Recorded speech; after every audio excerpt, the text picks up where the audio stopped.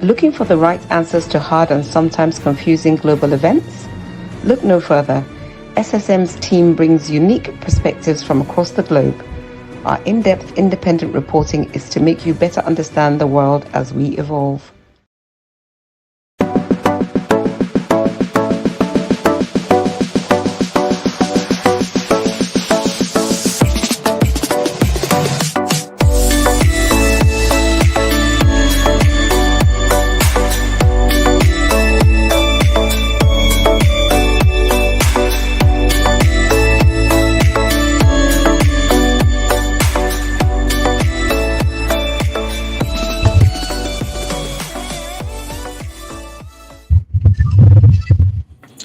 Yes, beautiful Friday out here in Milan, Italy.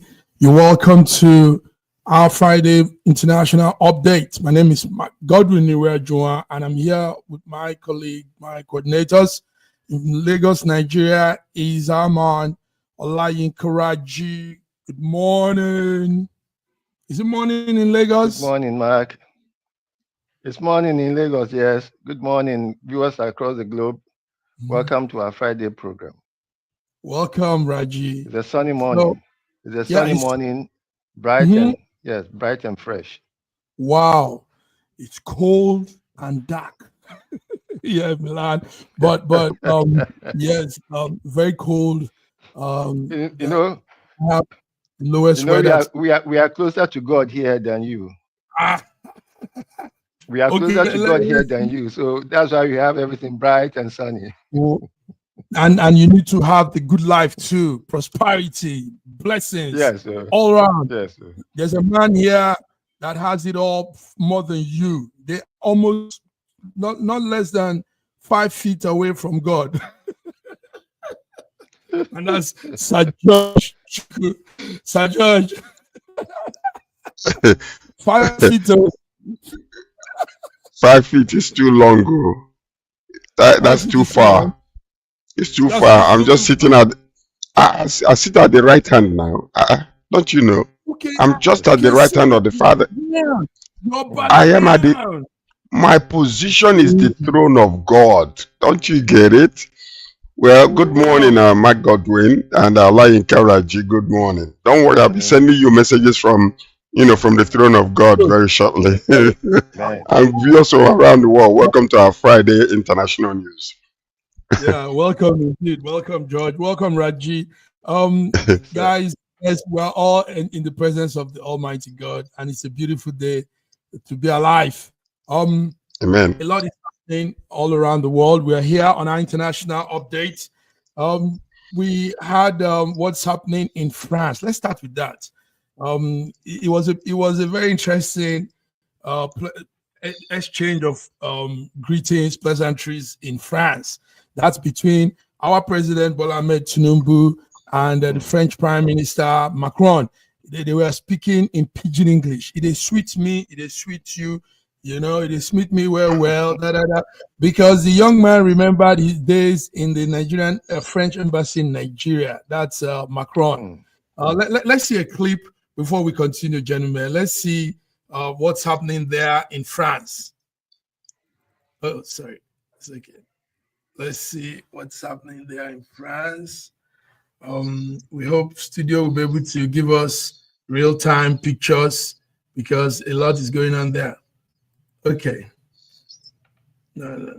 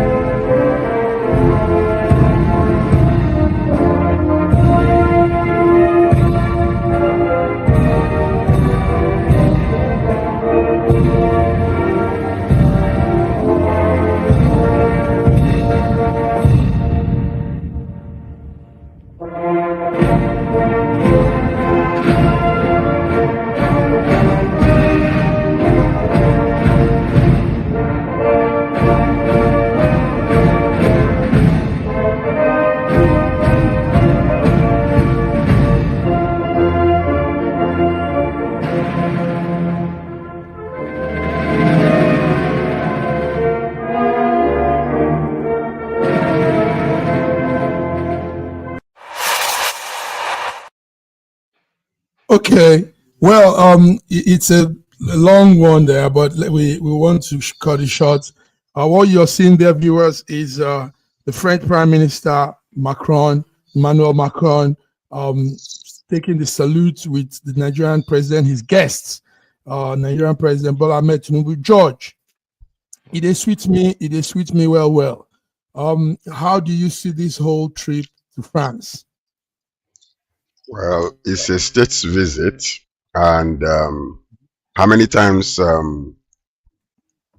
so far our president has visited France since prior to his inauguration. He came from there to be inaugurated the president of Nigeria.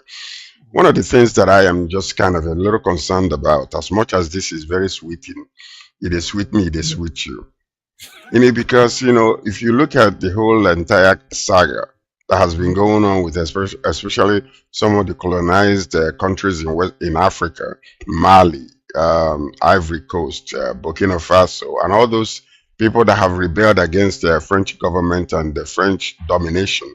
And then all of a sudden, in the midst of all of these, we are, dilly-dallying with these people.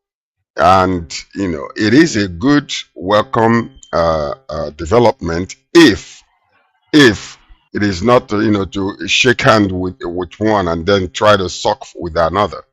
I'm a little concerned over that situation because the type of dilly-dallying and bromance that is going on between the two countries doesn't seem to be, it's very concerning. Why is that? Is because we usually don't stand our ground to gain equal, fair treatment from other countries. So if what they have done to these other countries like Mali, Congo, and all the rest of these French colonized nations, and then we are dilly-dallying with them, I hope that Nigeria will gain at the end. It is not going to be, take. Because some of these things that are happening, unless we understand fully the inside scoop to the whole thing, we might be mortgaging our country to another country like France. Because France is at a desperate state right now as we speak. Most of these countries that they used to suck dry and rape, they have refused to become victims again, and all of a sudden Nigeria becomes the darling of Paris. I don't know.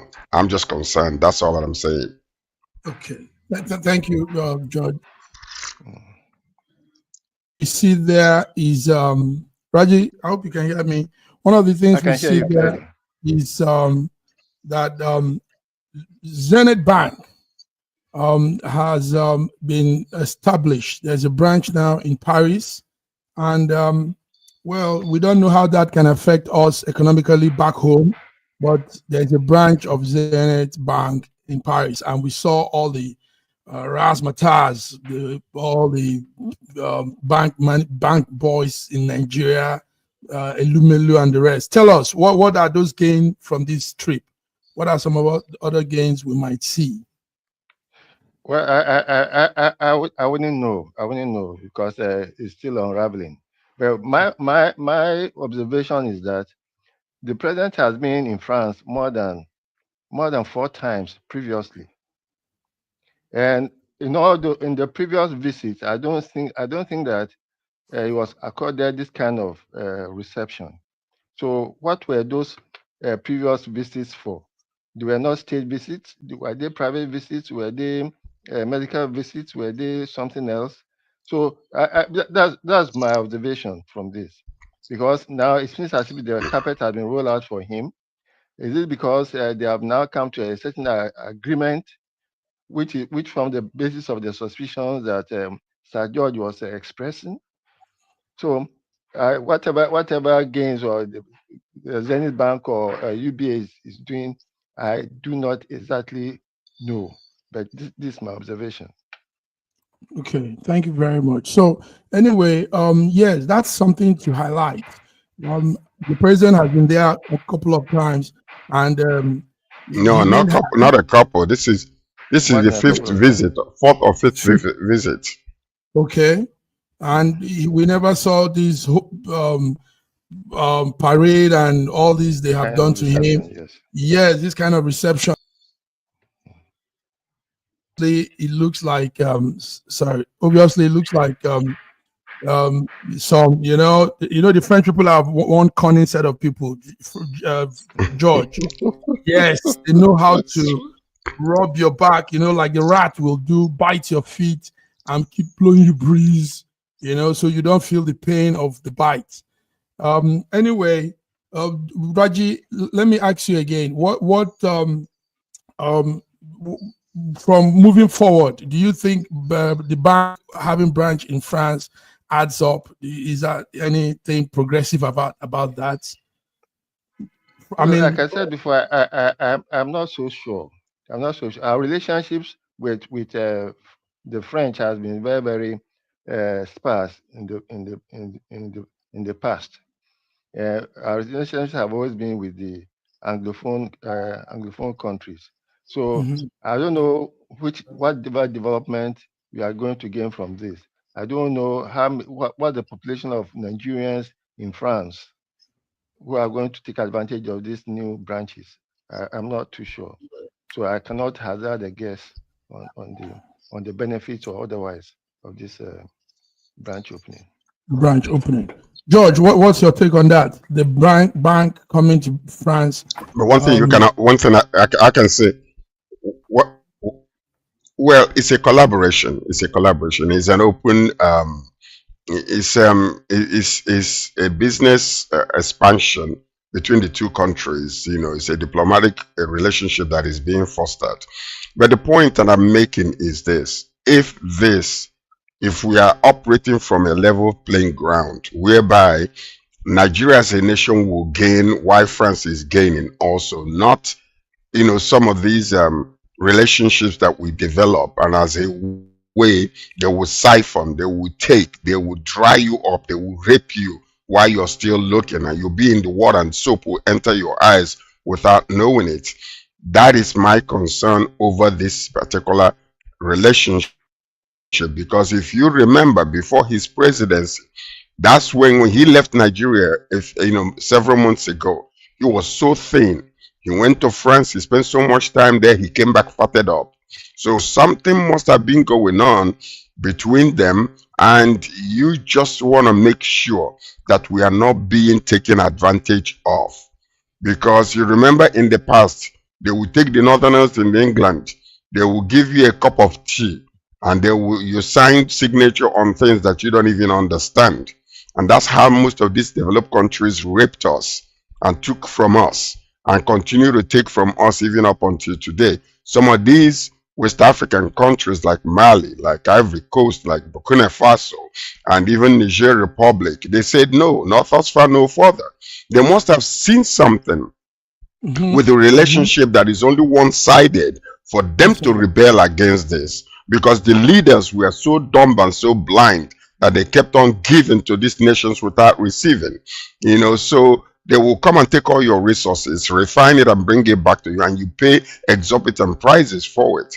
All I'm hoping is that Tinubu, who claims to be a businessman, who understands international business, who has been abroad several times before, will be able to stand his ground whenever there is negotiations. And some of these sycophants that are following him on about will be able to look into the fine details of the contracts that are being signed. Because all you see these days is nothing but propaganda government, and we are tired of it. We want a final bottom line where people can feel whatever that you are traveling and spending our money all over the world for, or else your presidency is all about going to enjoy yourself internationally and expose yourself and legitimize yourself as the real president. We don't want that. We want you to go there with open eyes and open mind. And there's any relationship that we are developing with these countries must be mutually beneficial on equal playing ground. It doesn't matter whether you are UK or France or Germany, it doesn't matter. Let Nigeria gain from these relationships. That's it. That's it, George. Thank you. You put it out straight.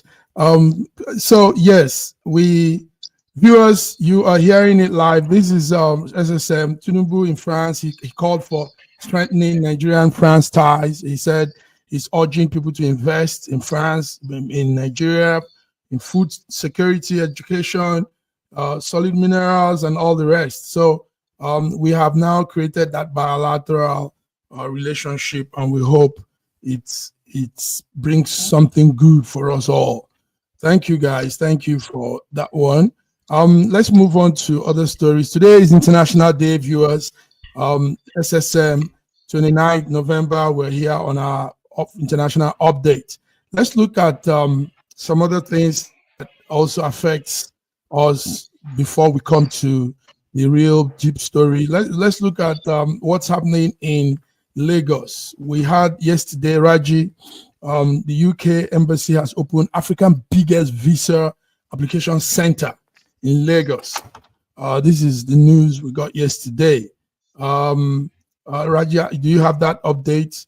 Because we had this will be carrying the whole of Africa. Tell us, what do you have on that? Yes, I do. And I also read where between January and June 2024, more than 225,000 visa applications have passed through the British Embassy. And I did the simple calculation of assuming that each visa application was 200,000 naira. So 200,000 naira times 225,000 will give you something like 45 billion naira. So in the last, let's say from January to date, Nigerians have spent more than 45 billion naira seeking visas to the United Nations. I don't think I can't believe that I want to believe that there's no British company doing business in Nigeria who is making this level of income with such a limited number of people, hardly any investment. 44 billion naira in the last 6 months. That's putting it very, very. And then these applications are without any guarantee of being given. I wish I have this kind of business. Raji, this is you know something. I like Raji. You have just done something that even is equivalent to what Elon Musk is doing in technology. So let me tell you something. When a business is good, when it's profitable, you expand. You expand. So you tell me, we have one office already, in Victoria Island, I believe, and then there's another one opening in Ikeja, and we have one also in Abuja. So this is like 3 of them, 2 in one city alone. That tells you volumes, the type of profit they are making, because they expanded it and they're making it even much bigger, because Nigeria is the most traveled country, one of the most traveled country in the whole entire world. Statistically, when you take a look at it, people that wants to get away, people that wants to jump out to another country, even now is even much more than ever. So it's a profitable venture for them to invest that type of money, because they are telling you it makes it even easier for you to apply, but it doesn't guarantee you success. So the question is, 225,000 applications passed through. We need to find out how many of them were approved. Because I'm quite sure that less than 15%. So now 15% to 20% approval rate, yes. Okay, approval rate. So that means that 85% is nothing but profit. Okay, gentlemen, right. let's also look at this like this. Is the West deliberately making us have bad leadership? Because we know sometimes they are the ones behind our leadership, and they now render our economy also somehow rickety. Do they do all this intentionally so that our people will come to their place, develop their land, build their land? I do not think that we should blame the West for our woes, the woes that we have brought upon ourselves. I do not think so. No, Not Raji, we No, need no, to no, blame France Reggie. to an extent. Mm-mm. Okay, We George, need go to ahead. take responsibility for our own woes. George, go ahead. The point is this. The point that Raji, you're correct. Number one, listen to this. If you be Mumu and I'm doing business with you, what business of me? What do I have to do? Do I have to re-educate you when I know that if I'm giving you, I'm taking £100 from you and you're taking £1 from me, and that's it. I'm gaining 99 all the time. If you be Mumu, whose fault is What it? is that? We can blame them if they're playing smart business with us, and we are just like sheep from the northern part of the country, mumus. So what do we want to do? Are we going to blame them for being smart? Are we going to blame ourselves for being stupid and ignorant and dumb? We're not blaming anybody. But the point about it is this: in order for them to succeed in what they are doing, and they have been doing since several decades ago, they don't need anybody that thinks like them. They want you to be as ignorant as ever in order for them to be able to come rape you without you knowing it. And that's the beautiful part of it. They will give you a little stipends with one hand and they take your whole country with the other hand. So who do you have to blame? You don't blame them. They're sharp, intelligent people. They are doing business. So if you be mumu, that's your problem. So that we can't blame them for what is happening to us. It is up to us now to wake up and say, thus far no further. Let's give us a Nigerian president who is as intelligent as any other prime minister or president around the world, who can stand the ground and defend our resources, defend our economic welfare with other nations, including with the World Bank. So you don't blame any of these people. They're sharp, they're smart. So if you're blind, deaf, and dumb, it's not their business, because they will always continue to do what they are doing. And I don't blame them either. We don't blame them either. But No. Also, it's not humanity to capitalize on somebody's weakness and muzzle the person out of. We need to understand. We need to understand that most of Western European and North American so-called civilization came out of violence. They are very, very violent people, and they are colonialists. And the colonialist is not going to be humane to the person is going to oppress. Okay. It is unfortunately for them, the nature of the African is to be welcoming. We are not violent people. We don't go about dominating others, colonizing others. But we are not violent. the problem with that, unfortunately, they take the problem with that, yes, please. Alainka, listen to this. We are not violent people. I am so sorry, but we are ignorant people. That is the bottom line to it. Think about it for a moment. Our current president went to Chatham House, and there was a debate supposed to be going on. He never spoke. He appointed everybody else because he did not want his ignorance to be exposed to the Western world. They saw that and they knew this is our correct candidate because we can hold him by the ball. We have data on him. So anytime we squeeze, he will squirm. So that's the type of leaders they want. They want the likes of Tinubu. They want the likes of our former president. What's his name again?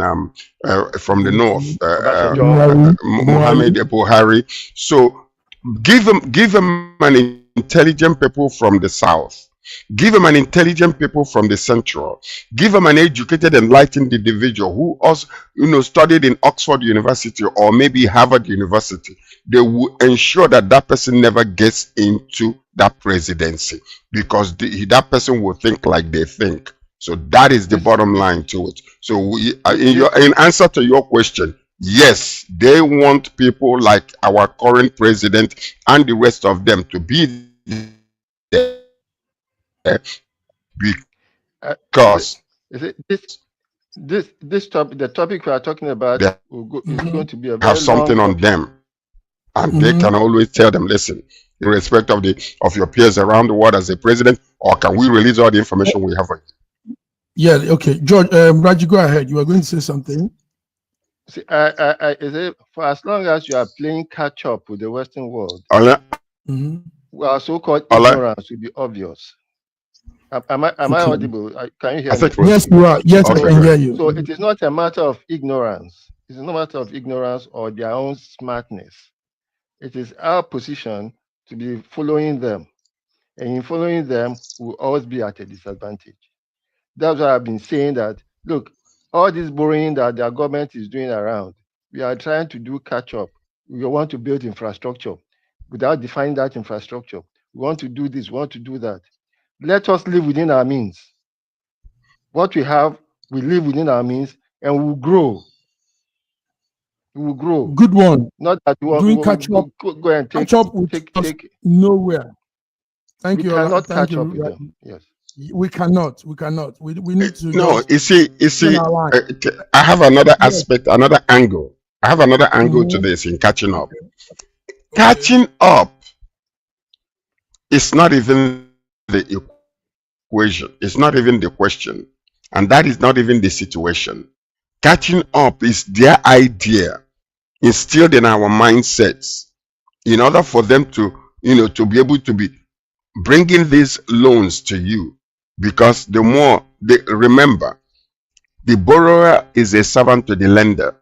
As long as you are taking their resources as money that you are being borrowed, and they know that you're not going to use it to help your country, it will be abused by the time that money gets to you, and by the time within a few months you won't even see that money. You won't see any uses of it.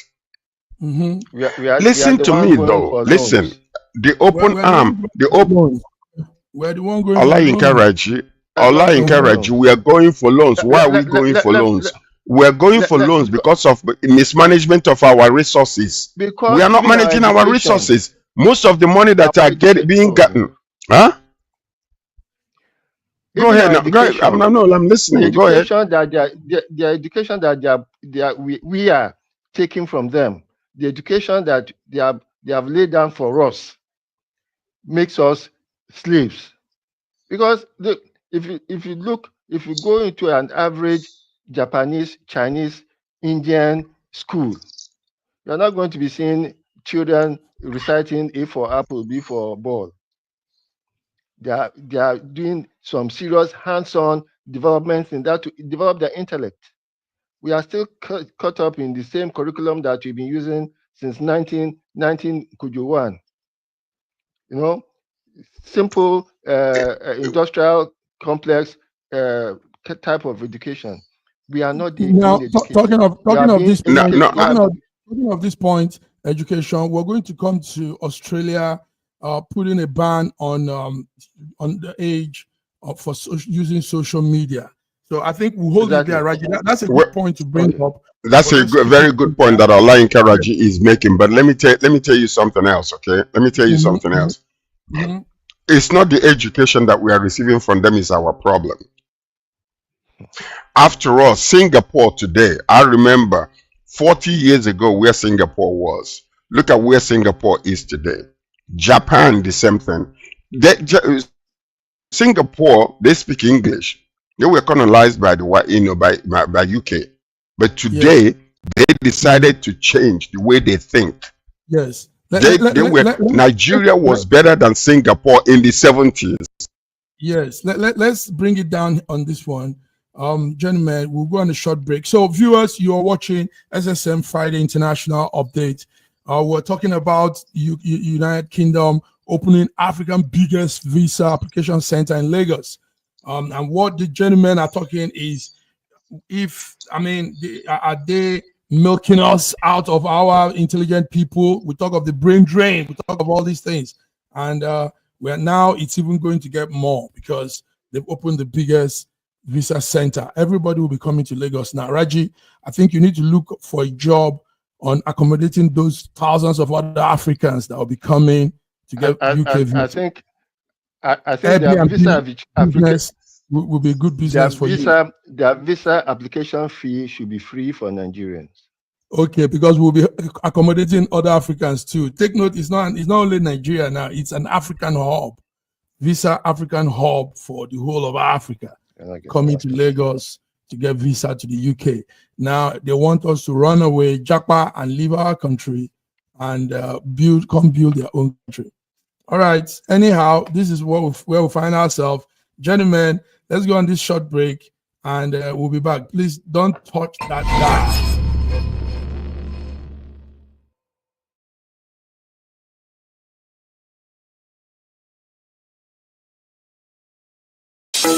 In a world where news flies around every minute, you need the ability to relate and connect with what matters and stay up to date. Schengen Story Media News Echoes program is Africans in Diaspora and at Home's leading English news network, one of the most trusted, respected sources for news updates on current affairs as they affect global Africa.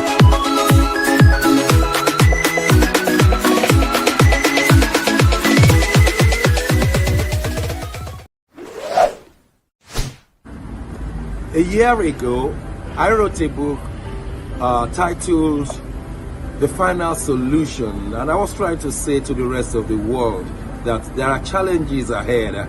Now, a prophecy did come, and that prophecy is coming to pass. But I'm telling you, the final solution has been found many years ago in the Bible, because the Bible simply says, righteousness exalts a nation and sin is a reproach to the people. So I want you to know that we can get solutions to problems in Ukraine, in Russia, in Nigeria, indeed all parts of the world. We need that solution, and the solution is straightforward.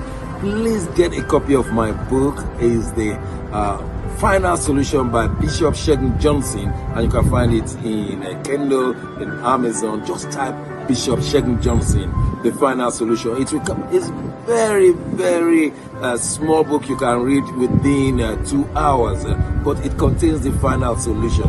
Do get a copy. Not getting it is doing disservice to humanity. Don't forget The Final Solution.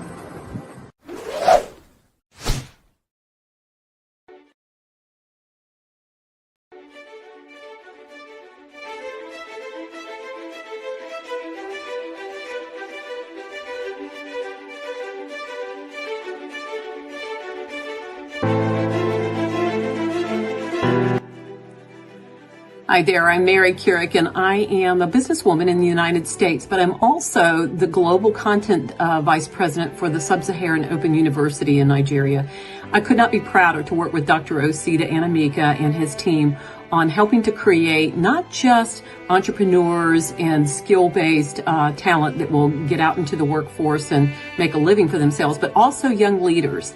And to that end, with this integrity-rich university environment that's accredited now, and it's just an amazing opportunity for anyone there of any age to jump on board and learn, we want to let you know about a new offering that we have. We have a global governance and diplomacy course now provided by a whole team of people that crosses several countries to put together these resources and lots of great information for those of you who might be on the path toward public service and diplomatic service, NGO leadership, that sort of thing.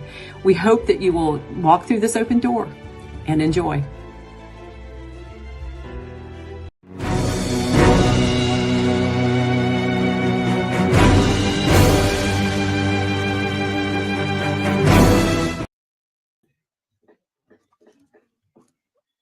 All right, gentlemen, you're welcome back. I hope you can hear me. I can hear you clearly. Okay. Yeah, we can hear you. George. Welcome back. Yes. Reggie, let's come to that educational thing you were talking about, because we had something coming out from Australia. Australia says it's going to approve a social media ban on the 16th. And you know, when this West take some of these steps, other begins to follow suit. So Australia wants to ban children under 16 from using social media. The Parliament will be looking into it, and they say they might approve it. and the ban will take effect from, I think they say, in a couple of months' time. So there'll be a fine also for those that don't keep to the ban.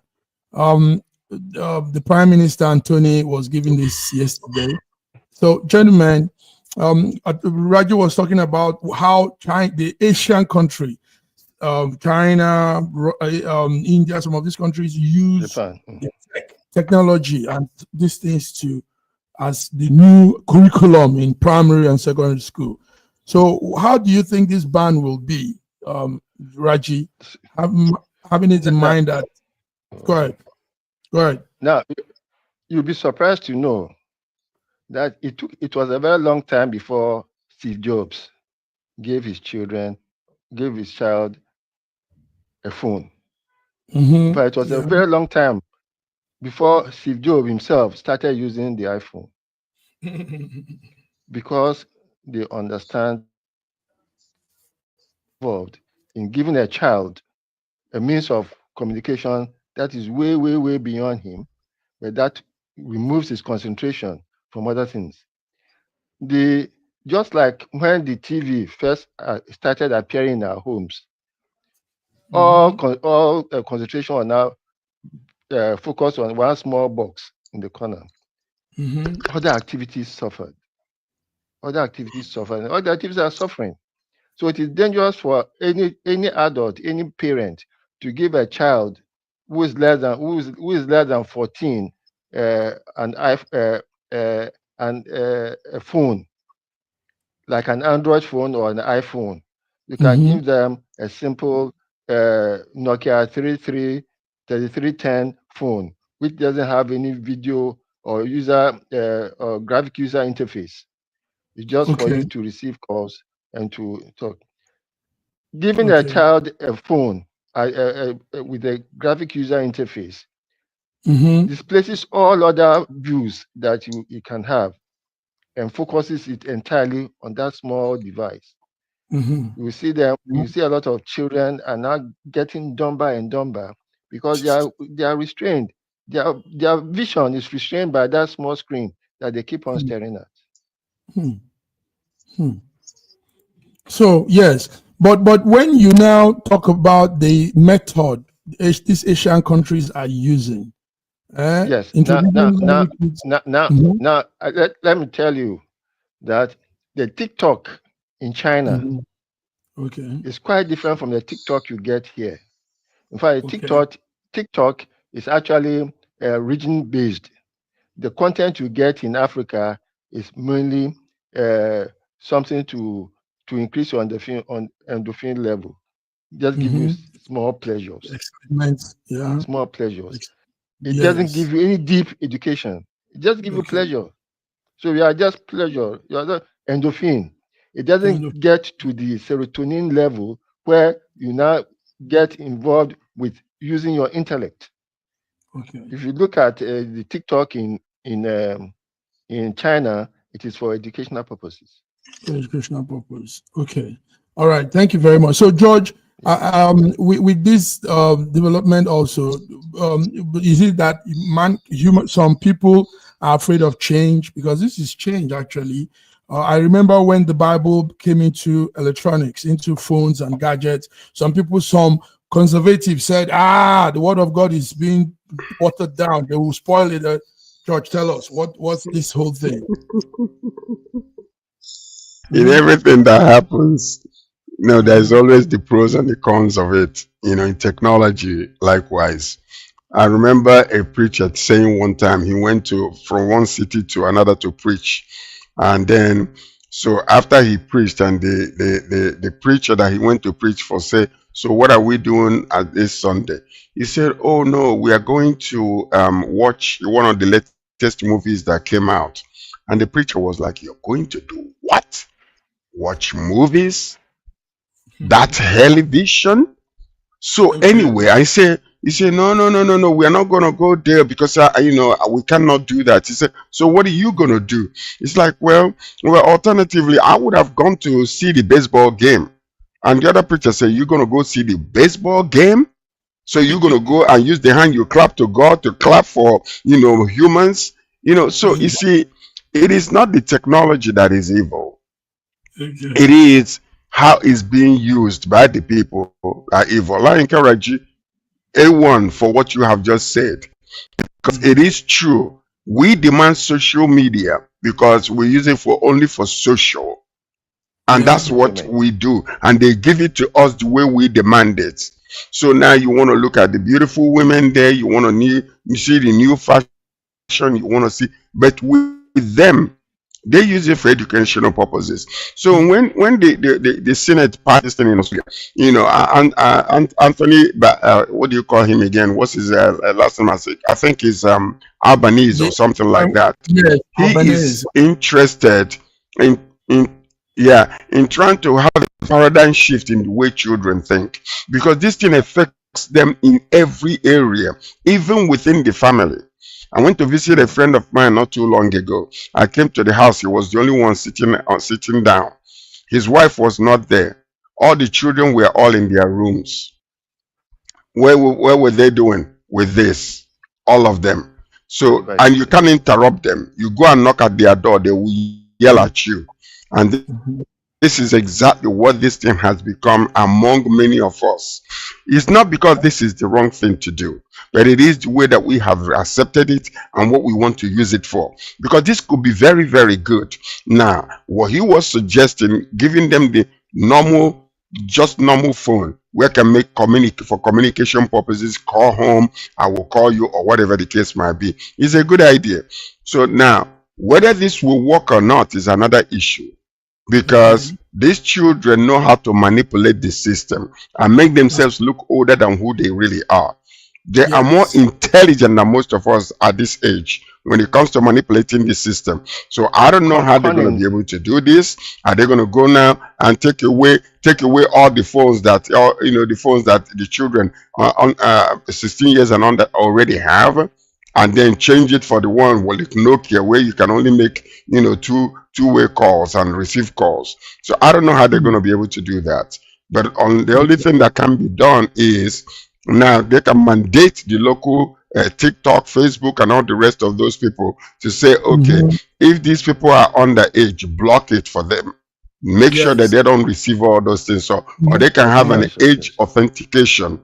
So whether it can be done or not, I don't know how they can be able to achieve this. But it's a good idea, because I'll tell you what, you will be surprised what these people are looking at and what they are, suffering through. It's just beyond comprehension. The content is available on the internet. We have a message. We have a text from LinkedIn. Somebody wrote and said, in today's rapidly evolving digital landscape, modernization has become critical. So we have to accept some of these facets, this growing demand. Oh boy, sorry. So anyway, the person is adding his voice to it, and but I think also that we need to also be careful of what we are, how we go about it. So George and Raji, you're both saying the direction of what should be on the phone should be more educative, more things that are not just some joy-giving apps that will be creating. Yes, so that's it. But the other thing also is, when Australia passed this bill, most European countries will be looking at that too, and we might have it spread around and come to Africa, which somehow could also help with our lives. Africa mainly. Okay, gentlemen, let's come to some more hard knocks, some real hard knocks. Syria rebels launched an offensive in their town, and in fact, it was a strong one. Syria is still at war with itself. They are coming close to territories that the President al-Assad forces had taken hold before. This Islamic group, they call them HTS. They are moving very strong, destroying cities, seizing towns and villages. Gentlemen, let's talk about Syria. What do you have on that? Raji, let's hear you. You see, I saw the picture of Damascus, how Damascus has become. Damascus is a is the most ancient, consistently inhabited city in the world.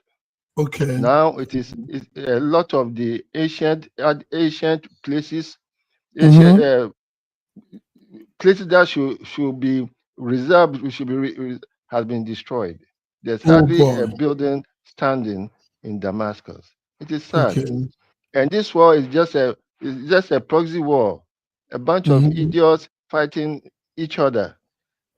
If they are actually real Syrians who love their country, it's long time that they should sit down. Okay, look, we can't go on after we have destroyed this country. What is left for us?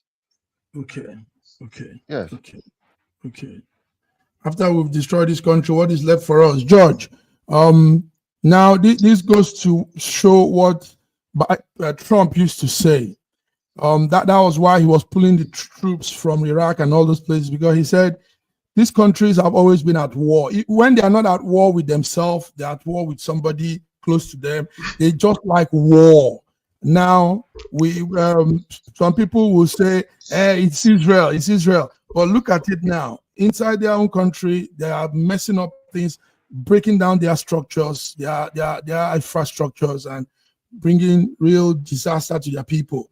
So tell us, what do you think about the rebels in Syria and the war? Well, some of these rebels are rebelling against the government, and sometimes it's simply because of ethnic differences between these regions, and that's one of the major problems. I mean, it happens all over the place. You go to United States of America, the Democrats are rebelling against the Republicans, the Conservatives are rebelling against the Liberals. It's all a way of thinking. But in some of these places, they use no.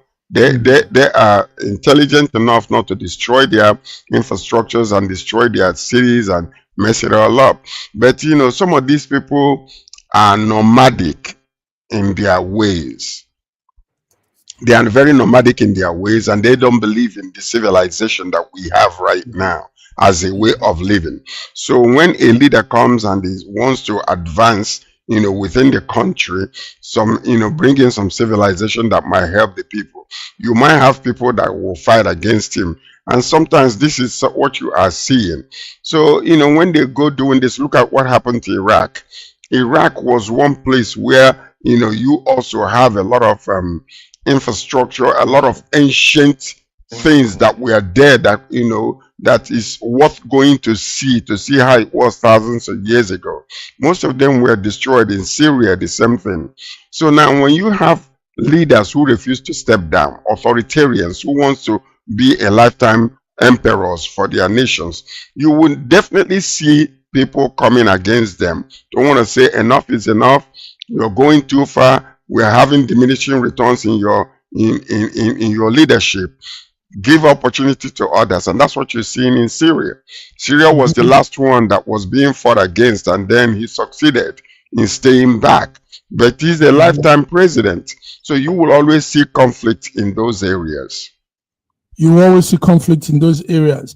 Viewers, so what we're seeing here now is these are pictures coming out from Syria. Syria is at war. Syria war never ends, like we all know. Syria is at war, and the war is ongoing. Multiple sides take sides, and you have various state actors, state-sponsored actors, all fighting. It's terrible. Raji, now you see that the Middle East will always be at war, even if it's not about Israel. Is that not so, Raji, with what this looks like? That is not so. You see, I think it will be better for us. Not to be intermingling Israel with everything that is happening in the Middle East. And therefore, if you know how far the hand of Israel is in the war in Syria, you'll be surprised. So we are better not be Oh my God. I'm not blaming anything, but it is not that the Middle East will always be at war. The Middle East was never at war with each other. But Syria has always been at war. Don't you follow? Syria has never been at war with Syria has never been at war with each other. with itself. No. Well, listen, Allah, are you sleeping? Did you just wake up this morning? Where have you been? I think we need to be more matured in our discussion here. Please. Yes, we are. Yes, we are. No, it's not that. Why would you say that? Why would you say? Don't ask me whether I'm just waking up or not, please. I should ask you because you're saying no, you shouldn't be asking the Arab Spring. The Arabs, how many? Be matured. Okay. Question is this: can I say something, Mr. Godwin? Arab Spring that took place many years ago. Syria was involved. Ever since then, there's been war in that place. Why do you understand? And they have been fighting. Okay. What I know about Arab Spring is when it took place many years ago, that affected Turkey, that affected Iraq, that affected Libya, that affected many other countries. Syria was the last country that did not go down because they were at war with each other, and they have been at war for the longest. So for you to say that they have not been at war is international politics is very, very interesting. And I can tell you.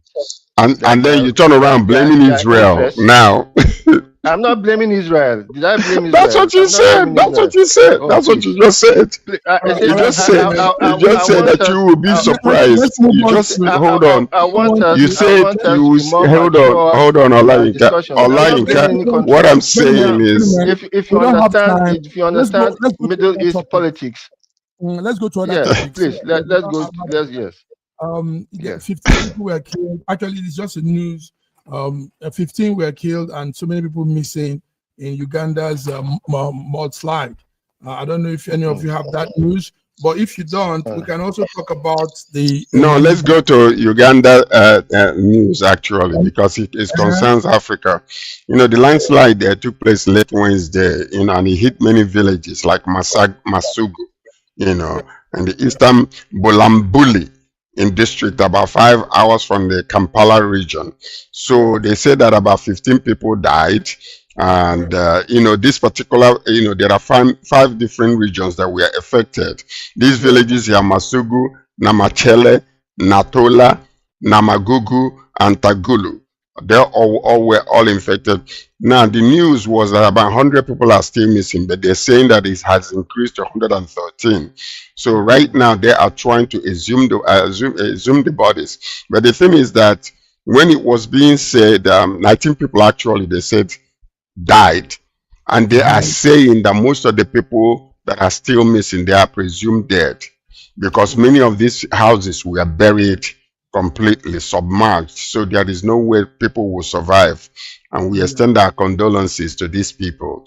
I'm not quite sure. It's been raining in that area, and there are so many casualties. Many have lost their homes and their businesses and things like that. So it is very sad.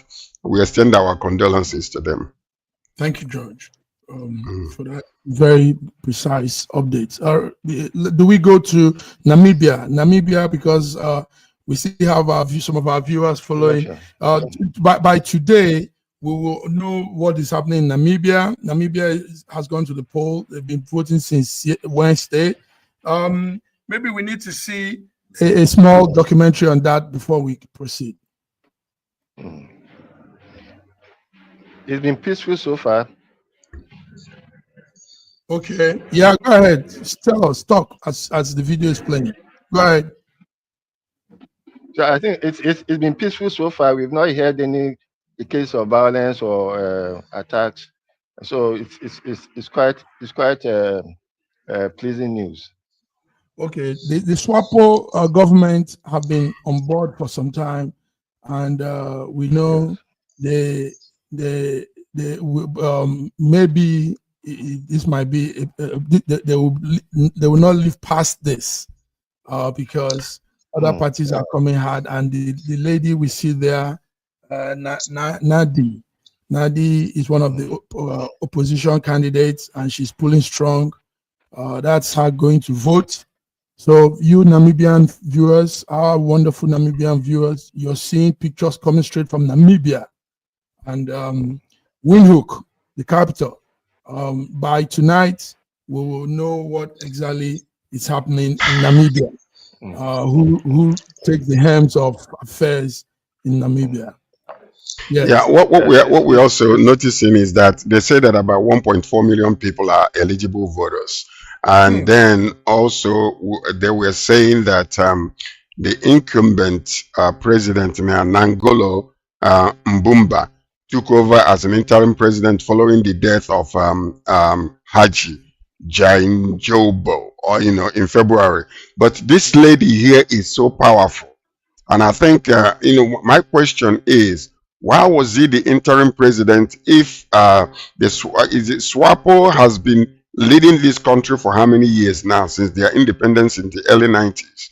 So now, but they're also saying that it is very likely that they will not get up more than 50% of the vote, because you have to get up to 50% of the vote in order to declare the president and above. So if each candidate does not do that, in the next 4 months, they're going to do another election.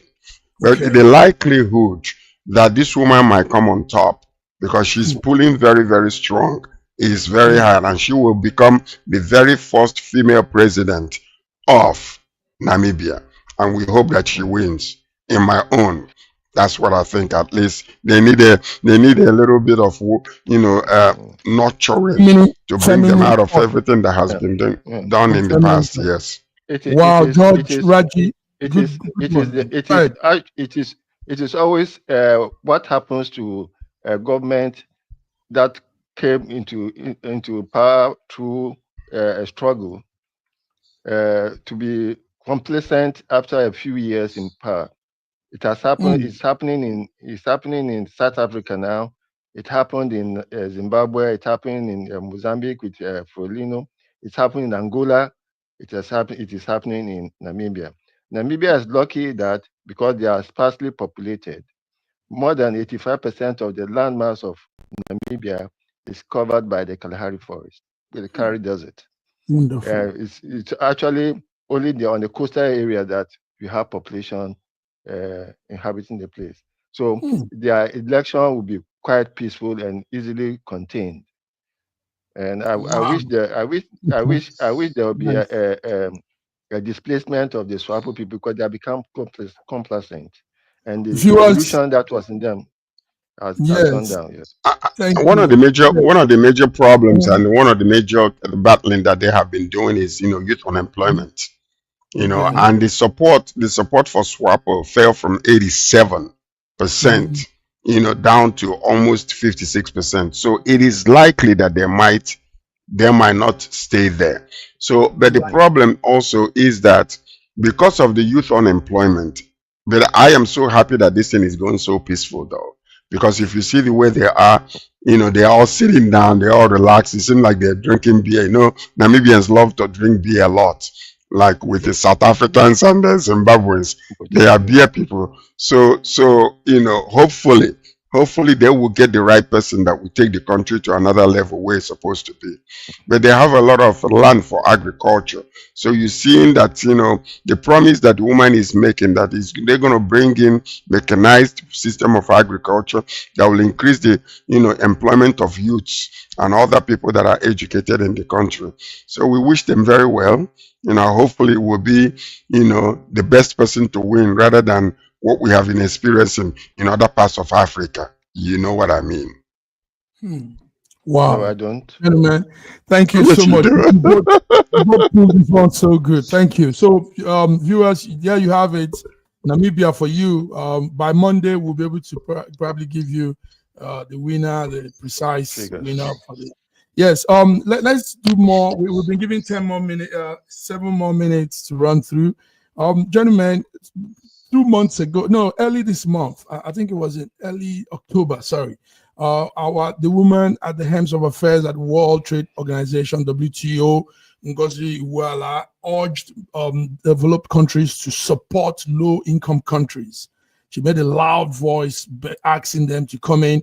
So what happened yesterday was we saw UK has committed about £1.98 billion to the World Bank to help support low-income countries Also, United States, Biden pledged $4 billion for these countries too. So, but gentlemen, we've always talked about loans, giving money, and all these things people do. And they've been doing this for years, and Africa is still impoverished. George, let's be brief on this one anyway. This is so much money coming in for poor countries. Will they use this wealth, at least for once, run with this and better their lives? My main problem is this. My main problem with all of this, as laudable as it might sound for her to be crying out to help. Okay, they say they need about 35 billion, in order to help these poor countries.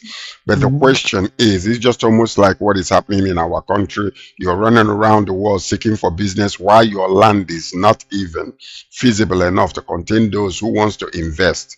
Why don't you sit down at your home, clean up your house, so when your guests come, they can be able to be accommodated? So now the problem is in giving aid to all these countries. You are only reaching quite a few number of people, the leaders, the 2%ers, because most of the time they don't use it for nothing that is going to benefit the people. Nigeria today, as it stands, can actually have a free education. Nigeria can have free education all the way to university level. We can afford it, but we refuse to do so. All the money that we are wasting, all the money that is being looted can be channeled into educating the masses from the north to the south, east, west, and all over the place. But we refuse to do so. Now they're giving away, we're borrowing money, we're asking for more money, but what are we using it for? We need to clean our houses. Okonjo-Iweala, we applaud you for what you are doing. But more than asking for these loans and all these things, is educating our people how to be able to, monetize our resources, become viable in the world economy so that people can seek us. Look at India today. A decade and a half ago, India was a no-go area. They were all begging food all over the place. But today, they are third in rank when it comes to the world power. Whether we like it or not, they become a force that can be reckoned with. But because of poor leadership and poor leadership in Africa, that is what the major problem is. Ever in South Africa today, as you see it, since the apartheid was over, look at how deplorable and despicable that country has become. Is it better that we leave it with the white people so they can rule? Because it seems that they have been doing better. Ever since we took over, nothing has been happening with us. Okay, Raji, what's your take on this money coming in now? 1 billion from it's quite sad, because all these aids we hear about, it is clear that even the countries giving us aid have their own problems. So if America is giving the World Trade Center, the World Trade Organization, $4 billion, I can assure you that what will come in will not be up to 1 billion, and most of what will come will be maybe old designs of American equipment that will now be used as part of the payment for those aids. Yes. So you don't expect that they'll give you the best of their. No, you don't expect that they'll give you the best of their technology. No, they're pledging 4 billion. So they're pledging 4 billion to the World Bank. The World Bank will not dispense. No. Well, that's what they're saying. They can give it in infrastructure. They can give it in cash. Yes. But the 4 billion is going to the World Bank. It is not coming direct to the countries. The World Bank needs 35 billion in order to dispense the money to different countries. So you cannot say that America is going to give you. We are saying this. Oh God.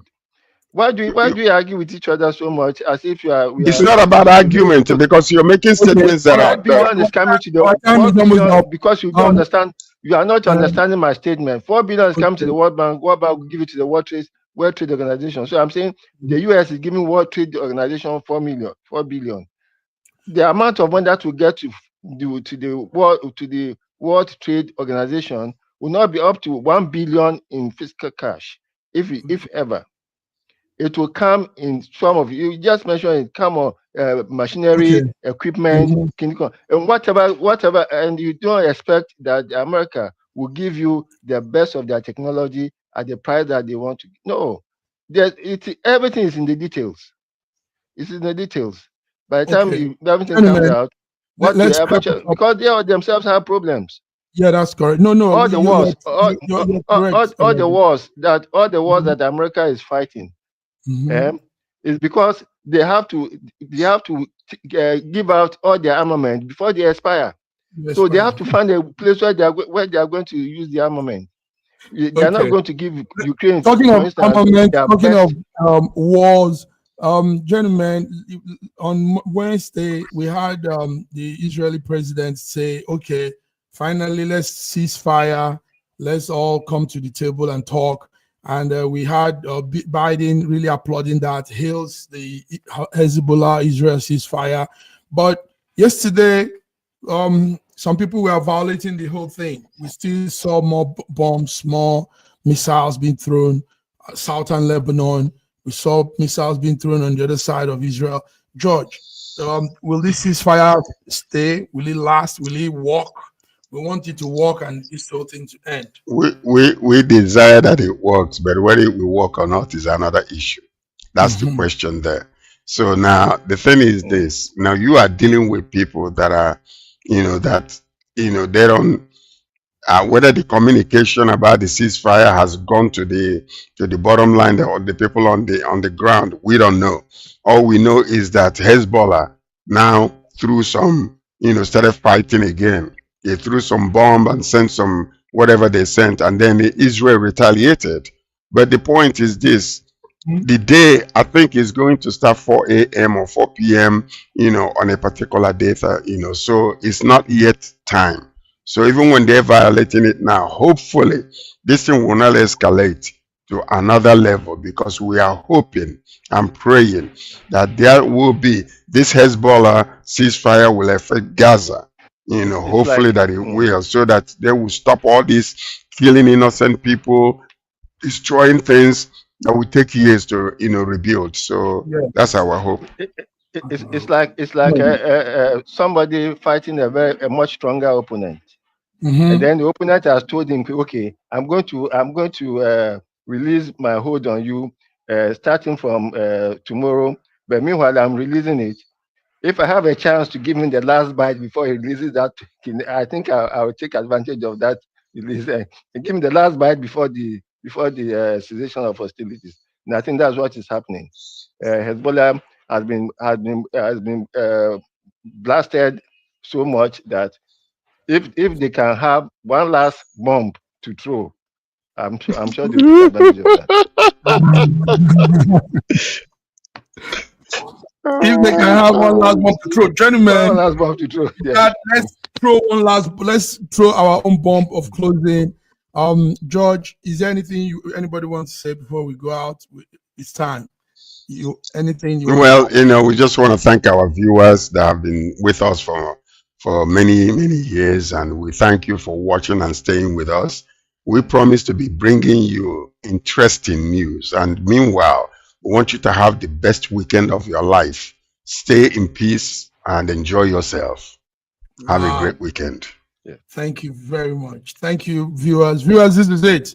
This crops it up for this week.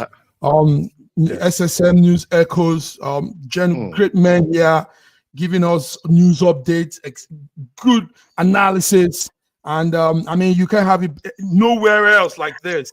Oh, by the way, can I have a final something, please? Yes. I do want to apologize. I do want to apologize to Olayinka Raji for using that word against you. I'm so sorry. I apologize for it. Thank you. No. In the field of discussion, we go head on. Even though we have to respect each other. We're one. Yeah. We're one. All right, viewers. Have a beautiful weekend. God bless you too. We come again on Monday between the lines. Yes. Bye bye. And also a weekend for you all. Thank you.